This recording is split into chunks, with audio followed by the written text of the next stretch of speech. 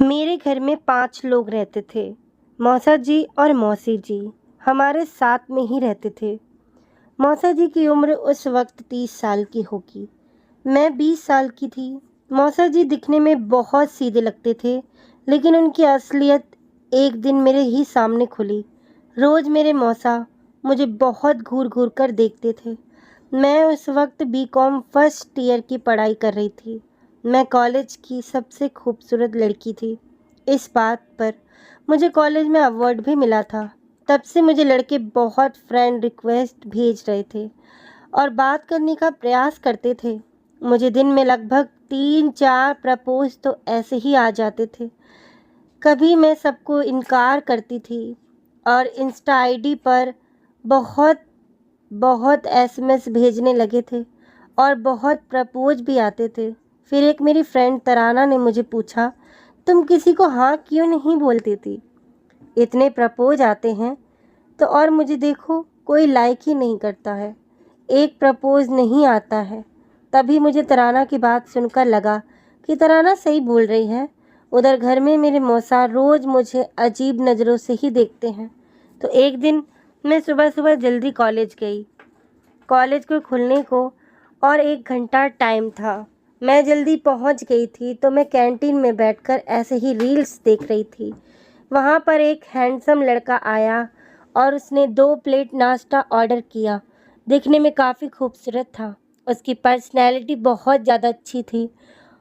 कोई भी लड़की उसकी एक बार देखने के बाद उसके प्यार में पड़ने वाली थी। मैं थोड़ा सोच में पड़ गई थी। वो अकेला है पर उसने 2 प्लेट नाश्ता ऑर्डर किया है। मुझे लगा कोई आ रहा होगा, पर ऐसा बिल्कुल भी नहीं था। जैसे ही उसका ऑर्डर आया वो मुझे देखकर हंस दिया और वो मुझे नाश्ता करने बुलाया। मैंने भी सोचा यही सही टाइम है उसके साथ बात करने का, तो मैं उसके टेबल पर चली गई। उसने मेरा नाम पूछा। उसके बाद कौन सा क्लास में हो पूछा। मैंने सब बताया। फिर मैं भी पूछा, तुम्हारा नाम क्या है? उसने बताया उसका नाम अमन था। फिर उसने मुझे नाश्ता करने को बोला। हम दोनों ने बातें करते हुए नाश्ता किया। तभी उसने बोला, तुमसे बातें करके मुझे बहुत अच्छा लगा, क्या तुम अपना नंबर मुझे दे सकती हो? मैंने कहा हाँ बिल्कुल। मैंने भी उसको कहा तुम बहुत खूबसूरत हो। यह बात सुनकर वो हंस दिया। फिर डायरेक्ट उसने बोला, मैं तुमसे प्यार करने लगा हूँ। मैंने भी कहा आई लव यू अमन। फिर हम दोनों बाहर घूमने गए। उसने मुझे उसके बारे में सब बताया और मैं भी उसको मेरे बारे में सब कुछ बता दिया। फिर एक दिन उसको मैं घर पर बुलाई और वो राज़ी हो गया। अगले दिन अमन मेरे घर पर आया। मैंने उसके बारे में मम्मी को बताया और बताया कि यह मेरा बेस्ट फ्रेंड है। फिर मम्मी ने उसके साथ बातें की। फिर उधर से मौसा जी आए। अमन को देख कर ही चौंक गए और पूछा, ये लड़का कौन है? मैंने बताया मेरा फ्रेंड है। वो मुझे देखकर गुस्सा करने लगे और वहाँ से चले गए, क्योंकि मौसा जी को बिल्कुल भी पसंद नहीं था कोई मेरी लाइफ में आ जाए। मौसा मुझको प्यार करते थे। बाद में मम्मी ने अमन को खाना खिलाया। अमन को खाना खाकर चला गया। मम्मी को अमन से बातें करके बहुत अच्छा लगा। मम्मी भी तारीफ़ कर रही थी। जब रात को मैं अपने कमरे में सोने जा रही थी, तभी मौसा जी मेरे कमरे में मेरा इंतज़ार कर रहे थे। मैंने जैसे ही दरवाज़ा खोला, मैं मौसा जी को देखकर पूरी तरह शॉक्ड रह गई। आज तक मौसा जी ऐसे मेरे कमरे में बिना पूछे आते जाते नहीं थे। मैं उनको देखकर थोड़ी डर गई थी। फिर मौसा जी ने मुझे दरवाज़ा बंद करने को कहा और पूछा, क्या रिलेशन है तुम्हारा उस लड़के के साथ? मैं पूरी तरह डर गई थी। मैंने कहा, अमन सिर्फ मेरा फ्रेंड है, जैसा आप सोच रहे हो वैसा कुछ भी नहीं है। फिर मौसा ने मुझे बोला, एक ऐसा कुछ भी रिलेशन दिखा तो देख लेना, अच्छा नहीं होगा। यह धमकी देकर मौसा कमरे के बाहर चले गए। मैं अगले दिन अमन को यह सब बता दी। अमन काफ़ी गुस्सा हो गया था। उसके बाद मौसा जी मुझे बड़े ध्यान से देखा करते थे। मैं कितने बजे जाती, कितने बजे आती, मुझ पर बहुत नज़र रखने लगे थे। एक बार मैं कॉलेज से वापस आई। मैंने मौसा जी को मेरे को घूरते हुए देखा तो पता नहीं मुझे क्या हुआ। उनको देखकर अचानक से मुझे घबराहट हो गई और उन्हीं के सामने छलक छलक कर चलकर अपने कमरे में गई तो मेरे मौसा जी को ऐसा लग गया कि इसमें कुछ गड़बड़ की है। जैसे ही मैं अपने कमरे में गई उसके बाद से 10 मिनट के बाद मौसा जी मेरे कमरे में आए और फिर से पूछने लगे। फिर मैंने देखा कि मौसा जी आज बहुत गुस्से में थे। मैंने उनसे पूछा कि मौसा जी क्या हुआ है। मैं समझ गई थी मौसा जी मेरे दीवाने हो चुके हैं, इसीलिए मुझ पर थोड़ी थोड़ी बात पर शक कर रहे थे।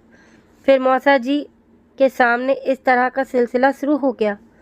मुझे जब भी मौका मिलता है मैं मौसा जी के सामने कुछ ना कुछ नाटक करने लगती ताकि उनको ऐसा लगे कि इसमें कुछ ना कुछ गड़बड़ की है। मौसा जी के साथ ऐसे ही मेरा मजाक का सिलसिला चलता रहा, लेकिन बेचारे कुछ कर नहीं पाते थे। फिर एक दिन मैंने डिसाइड किया कि इसे दूसरे लेवल तक पहुंचाने की स्टेज आ गई है। एक दिन मौसा जी टीवी रूम में अकेले ही थे और मैं सोफ़े पर लेटी हुई थी और मैं रजाई ओढ़ी रखी थी। मौसा जी सोफ़े पर मेरे पैरों के पास बैठकर टीवी देख रहे थे। फिर मैंने सोचा मौसा जी सही है। मौसा जी का पूरा ध्यान टीवी में था। तभी मैं बेड से निकल गई और फिर मैंने मौसा जी को कहा कि मौसा जी क्या देख रहे हो। मौसा जी ने कहा टीवी देख रहा हूँ। दिख नहीं रहा क्या तुम्हें? मैंने कहा क्या टीवी देख रहे हो? मैं साइड में हूँ, अभी तुम मुझे घूर नहीं रहे हो जैसे तुम मुझे रोज़ घूरते हो। यह बात सुनकर मौसा जी ने टीवी बंद किया। तभी उनको लगा यहाँ तो कोई नहीं है। फिर वो मुझे कुछ बात कहना चाहते थे। मैं समझ चुकी थी कि वो मुझे क्या कहना चाहते थे, लेकिन वो कुछ बोल नहीं रहे थे। तो मैं उनके अंदर की आवाज़ निकलवाने के लिए मैंने उनसे कहा कि मौसा जी घबराओ मत, मैं किसी को नहीं बताऊंगी। आपको जो कहना है आप साफ और स्पष्ट शब्दों में कह दो।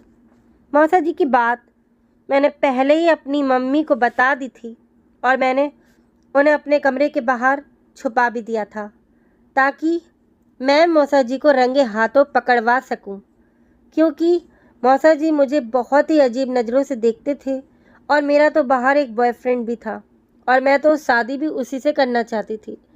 लेकिन मेरे मौसा जी कभी भी मेरी शादी उससे नहीं होने देना चाहते थे, क्योंकि उन्हें भी मैं पसंद थी। इसीलिए मौसा जी मुझे घूर घूर कर देखते थे, लेकिन कहते नहीं थे क्योंकि उन्हें डर लगता था कि मैं घर में किसी को बता ना दूँ। लेकिन एक बार मैंने पक्का प्लान बना लिया था। मम्मी को मैं बाहर छुपा दी और मैं फ़ोन की रिकॉर्डिंग चालू कर ली थी। फिर मौसा जी ने मुझे कहना शुरू कर दिया। उन्होंने कहा कि मैं तुम्हें बहुत पसंद करता हूँ और तुमसे शादी करना चाहता हूँ और तुम्हारे साथ रहना चाहता हूँ। तो मैं भी कह दी कि आप देर क्यों कर रहे हो, अभी बात करते हैं मम्मी से। पर मम्मी ने बाहर से हम लोगों की बातें सुन ली थी और वो पूरी बात समझ गई थी। उस दिन मम्मी ने मौसा की कोई बात नहीं सुनी और मौसा को घर से निकाल दिया। फिर मेरी मम्मी ने मेरी शादी मेरे बॉयफ्रेंड से करवा दी और अब हम लोग खुशी खुशी रहते हैं। लेकिन अफसोस है, मुझे मौसा की बात बहुत याद आती है। तो दोस्तों, कहानी अच्छी लगी हो तो लाइक सब्सक्राइब कर देना। धन्यवाद दोस्तों।